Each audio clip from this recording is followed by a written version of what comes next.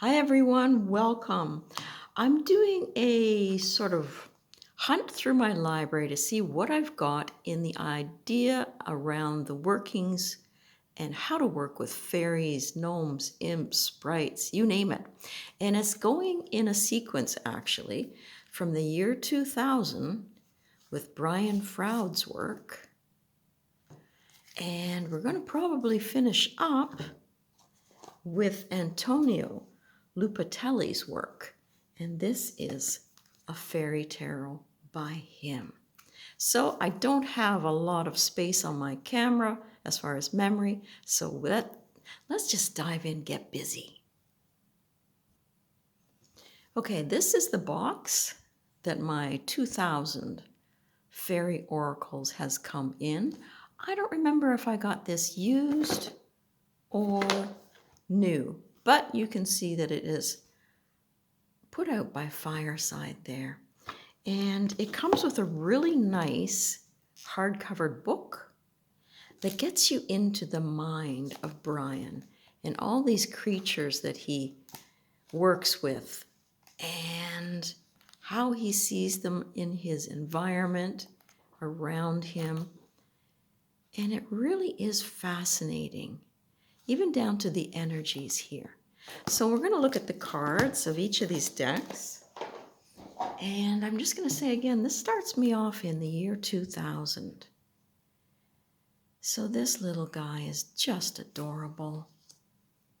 You've got in here goblins, I believe moon dancers, pixies, Boggarts, fae folk of all kind.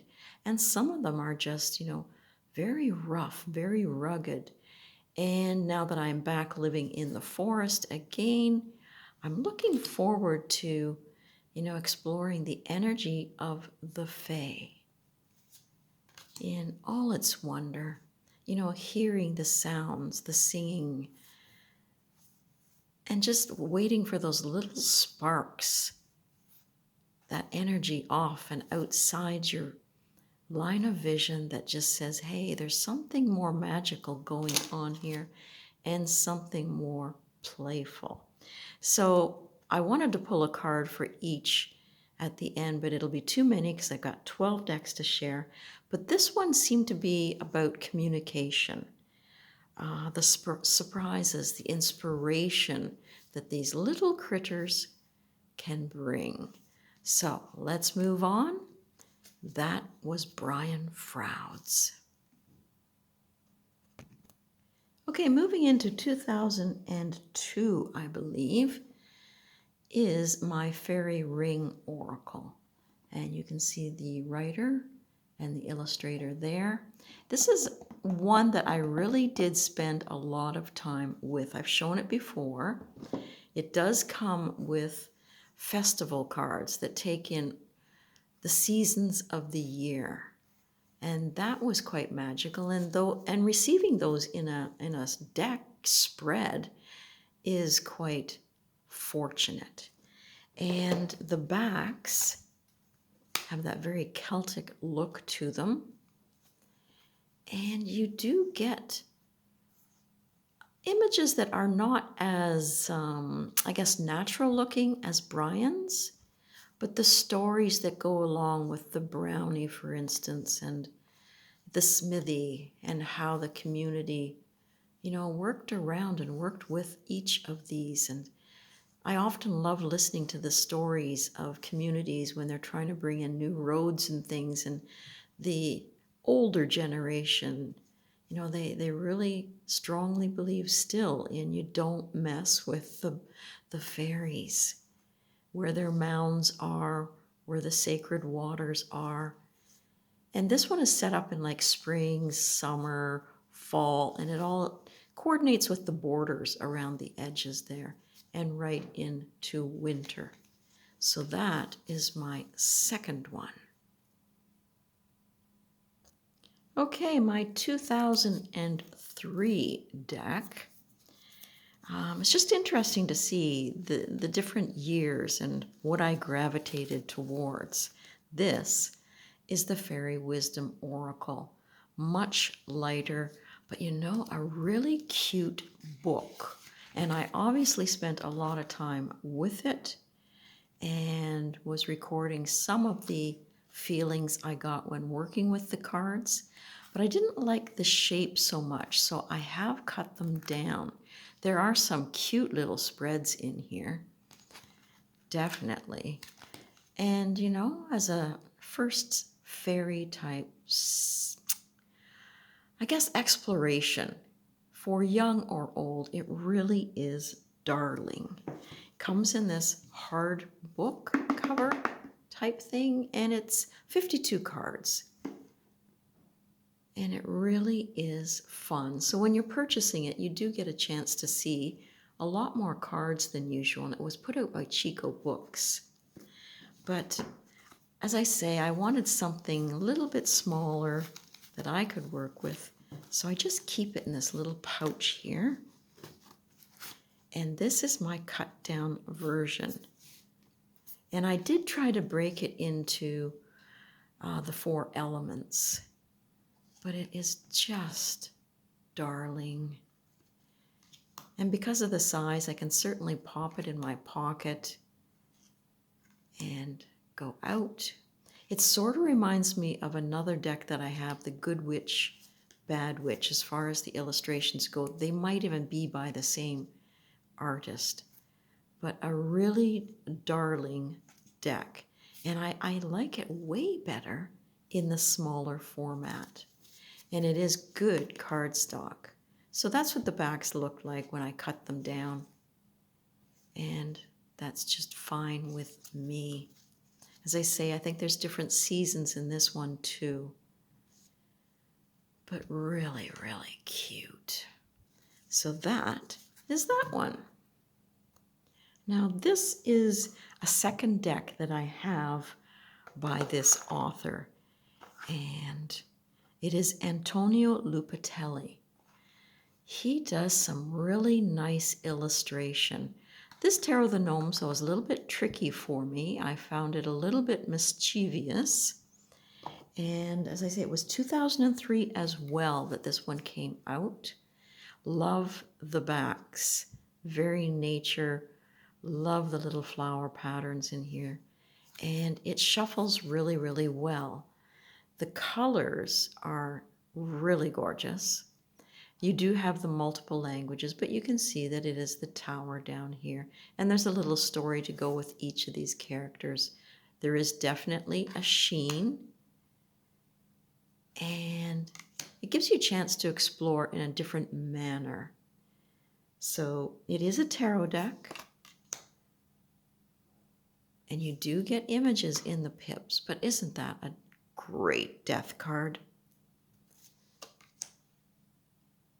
Our magician. So here the magician is like the cobbler. That is the world of the gnomes. She's pretty fantastic.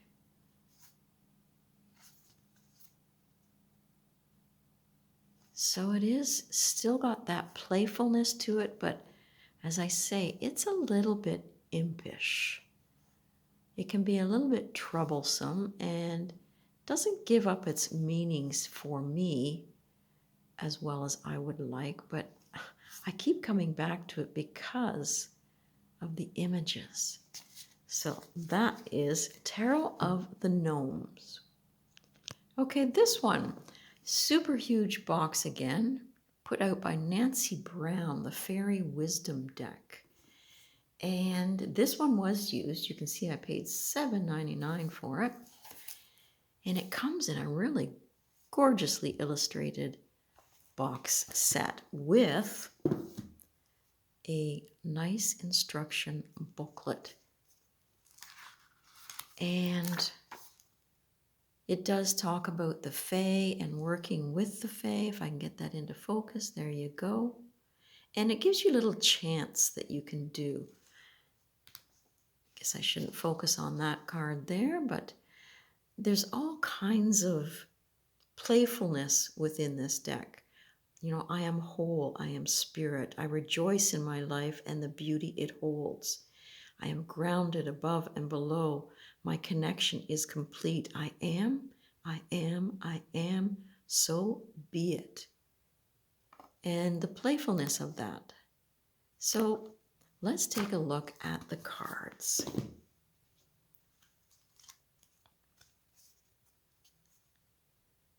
Some of them, to me, go in different directions.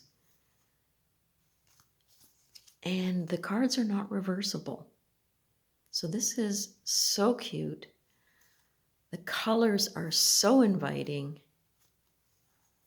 And I believe it was published in a new format just in the last couple of years. The details are really enjoyable. And if you love dragons, this brings some of that in.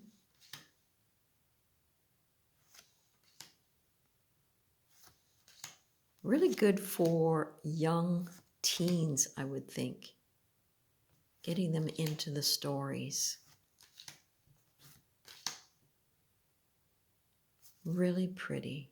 It does have some of the earthy colors of Brian's that I like, but just a little bit more of a upbeat, modern take. Not quite as earthy as his, but still fun. So that is Nancy Brown's creation. Now, this is my 2008 edition of the Paulina Tarot. Everybody loves her work and her illustrations. They are very magical. It is a good chunky deck, a little bit slippery, good shuffler, and I have brought it to the table when I've been working on some watercolors for inspiration. You've got all kinds of creatures again, a lot more detail in her work. I'm just going to pause and look at what I wrote about the actual writings and her concepts. As I say, when I was trying to pick certain, if I wanted to pick one card from each of these today, which I might do at the end for myself, with her and her book, it seemed to be looking for something new to discover within the world of energy and using that for inspiration. So that'll be neat to see what kind of a card I get for that. It's going to make for an awfully big reading, but could be dang fun. So that is Paulina Tarot. Okay, now we are back into a Paulina deck, but this one, the last name is Cassidy. And I found it weird that the book says Fairy Reflections, but the deck cover is Fairy Guidance Oracle. So I guess the book is a way to reflect on the information. It's a lot of information. It is jam-packed, and the illustrations are really fun, similar to the other Paulina type illustrations. It just has the same sort of feel, especially that one there for healing. So you get a little bit of a healthy body thrives with a constant flow of balanced energy. And then it talks all about the body, working on your energy when you're healthy and happy and balanced and how that feels. But look at all the info you get and then reflecting on healing. So that's a great chunk of information. And I have them in here again. I believe, yes, I did. I cut these ones down too. Again, I keep coming back to Brian Froud's in that his have that natural earthy, but these have so much beauty on their own too. The delicate line work. So, you can spin your readings off of the one words up top. The backs are very soft. And it would be great for young or old. And I really liked when I worked with it, stringing some of these words along, with courage and confidence and simplicity, you might be able to find the answer or move forward. That's always fun. So yes, it is an oracle, not a tarot, but lovely. So, the Fairy Guidance Oracle. I was going to say with this one, in reading through some of her book, it seemed to be that you would turn to this deck for reflections, for meditation, that personal growth, and finding, as she suggests, a personal ally to work with. And that's pretty darn nice. It feels really good in the hand. Now this brings us up to 2017. This is like a grown-ups playtime deck. It's the Fairy Godmother because some of the images are really strong and you can see the artwork down there, who it's by, good quality box, and it is a Llewellyn. Yeah, and it does come with its own little book. It's not super huge, but that's a good chunk of information. And I believe it had some spreads in it as well. I don't see too many working with the Fairy Godmother deck. It'd probably be great for 1 card to 3 cards, but they're pretty intricate. The backs are, bold and full of energy. Lots of gloss there, but I really like the backs. And it's the Fairy Godmother's wand, right? When she waves her wand, magic can happen. So cute. There's our abundance. Lots of us have spells right now we're working on for abundance. So let's see what she says. This is one of the spreads that she has that quite similar to the backs. And you can see there that you're going to be doing quite a few cards. So it's the Fairy Star spread. But if we get to, I believe it's the second card, Abundance. There we go there. So hardships, get in focus, felt and having none. These days are past, now truly gone. For I've appeared with great supply of all you need. You may ask why. With open hearts you must believe you are more than worthy to receive. And I guess I liked some of the information here. So if we're looking at that as our card, how can the universe give freely to you when you have barricaded yourself in?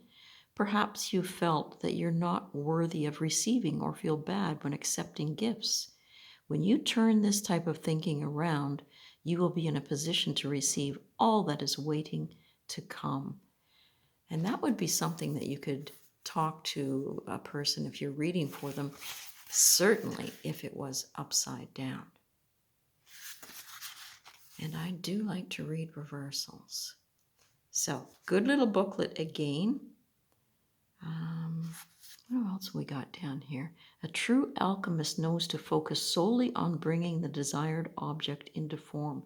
Yeah, really looking at your spells when you're working them, and especially when it comes to abundance, seeing the result that you want to have happen, setting that date, that timeline, and working towards it. You just can't set the spell out there. You gotta do your work. So that's a cute little one. That's the Fairy Godmother deck. And I just was a little bit put off, I think, by the circle.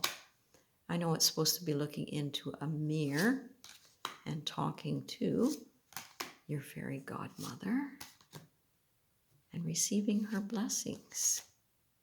But that's a lot of border. I would have rather seen more of the images. That reminds me of Alice. You can see There you are in the background. Your fairy godmother is watching.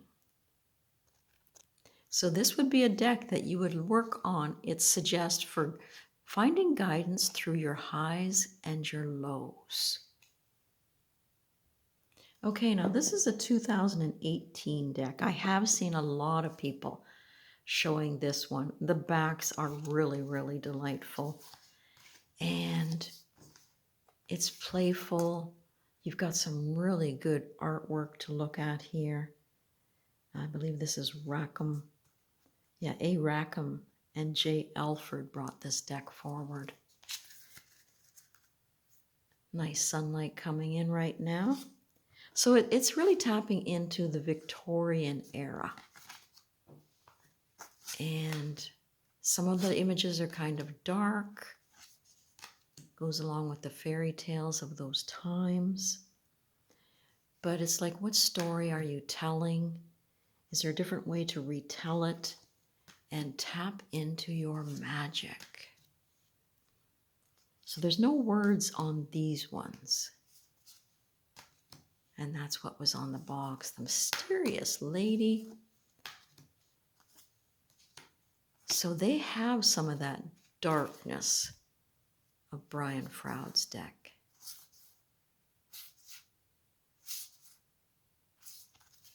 And that, again, is the Fairy Oracle. Now, I'd better speed up here.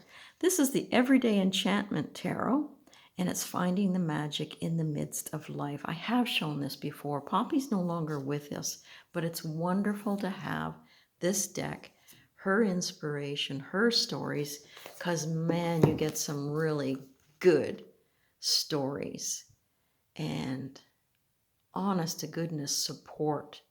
It is for every person. It is just wonderful. And her card images have all this energy surrounding them. There's sprites, there's imps, there's, like, you can see this little one here dashing into the scene. The people don't see it or aren't aware of it, but the energy of those creatures are everywhere. And you can see the line work all around her. It's down to earth. It is just like talking to someone in your community that you've known for years. Really wonderful. So you got your highs, you got your lows in this deck, and those are the beautiful backs. Really wonderful to have in my collection. You know, there's a great community card. Using your magic for something for everyone. Fantastic. Now, you may have been asking, how is that a fairy deck? Well, you really got to look, as I say.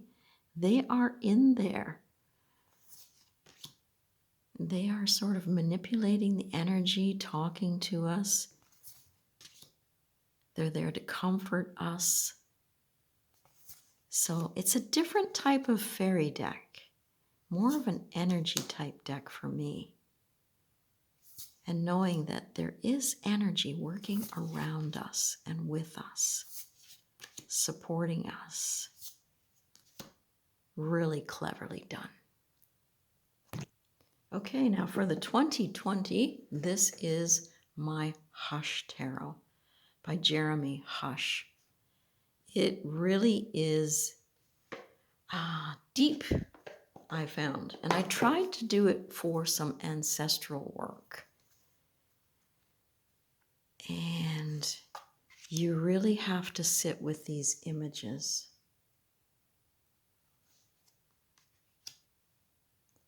It seemed to be, you know, almost asking us to shift our perspective. And it certainly wants to tell you something, but you have to have the time and patience to sit with this one. I wasn't able to get too many stories going with my mother who has passed through this, but I did try simply because it has that feeling of a deck that will work eventually with lots of energy, time, and love for ancestral work. So that brings us to 2021 and my second Antonio Lupatelli deck. And I just adore the backs of these. I could stare just at the backs. And like the gnome one, it takes a little bit of getting used to. It does have that glare to it, but I love the fairy tale imagery in this one. So it's sort of like a pip deck, but you get illustrations down below. So his artwork, clean, wonderful, for the 5. If you wanted to translate that to the 5 of Cups, which it is, you've got the hearts there and you've got this sort of sadness going on and he's looking for, help. But then you've got these gnome-like creatures. It is a tarot deck, so there's your hangman there.